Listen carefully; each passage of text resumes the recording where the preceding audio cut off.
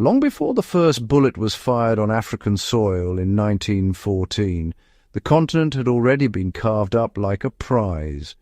European powers had spent decades drawing borders over lands they barely understood, planting flags in places they had never walked, and extracting everything they could carry. When the Great War erupted in Europe, those same powers looked south, not out of military necessity alone, but out of greed dressed in the language of strategy.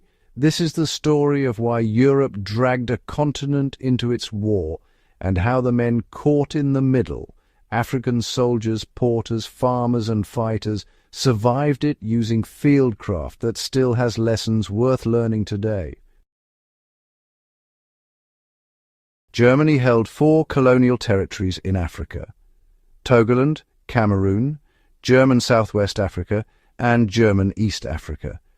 Resource-rich, strategically positioned, and deeply coveted. Britain, France, and Belgium had long resented Germany's foothold, and the outbreak of war gave them cover to act. Britain's first move was coldly practical: silence the German radio stations transmitting coordinates to commerce raiders hunting Allied shipping across 2 oceans. Allied forces invaded Togoland within weeks. It fell in 27 days, the first German territory captured in the entire war. The motive was naval. The prize was imperial. For soldiers fighting across East Africa's dense bush, swollen rivers and malarial swamps, survival was not secondary. It was everything. Paul von Lettow-Vorbeck led roughly 14,000 Askari soldiers against Allied forces 10 times his size. His strategy was never to win outright, but to survive long enough to keep Allied troops pinned in Africa rather than reinforcing the Western Front.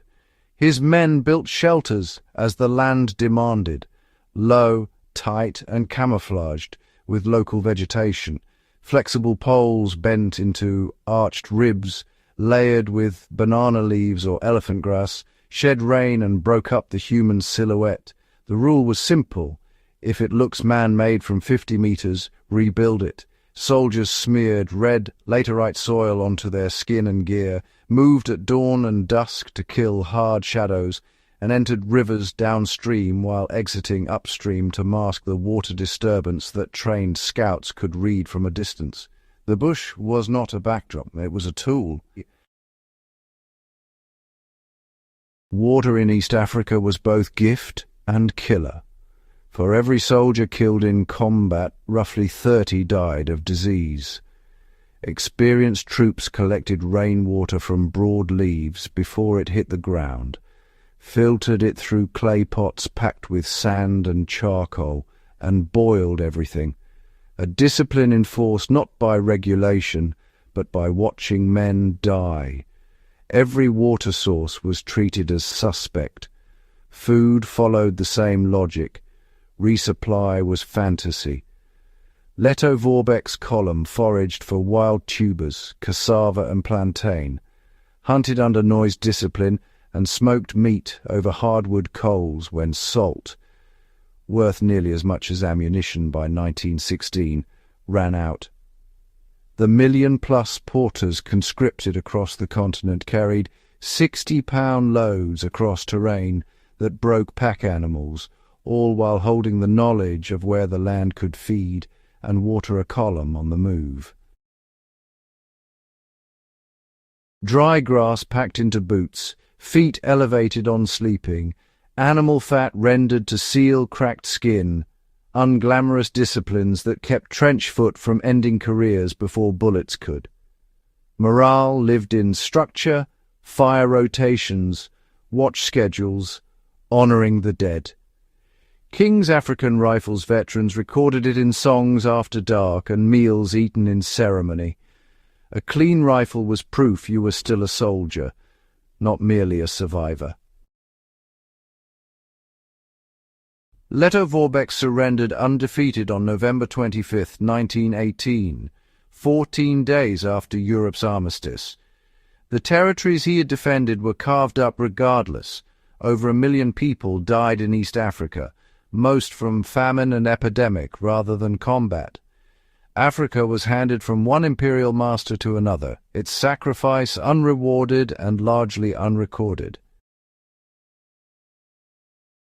What these soldiers mastered was the ability to read an environment and extract survival from it with minimal tools and maximum ingenuity. That knowledge was not invented in 1914. It was drawn from generations who had lived with those landscapes long before European flags appeared on them. The men who survived paid attention. They learned from the land, from local people, and from hard failure. They built from what was there, drank what ran, and kept moving when every instinct said stop. That is not history, that is Fieldcraft. Join the Chronicles. Keep the knowledge alive.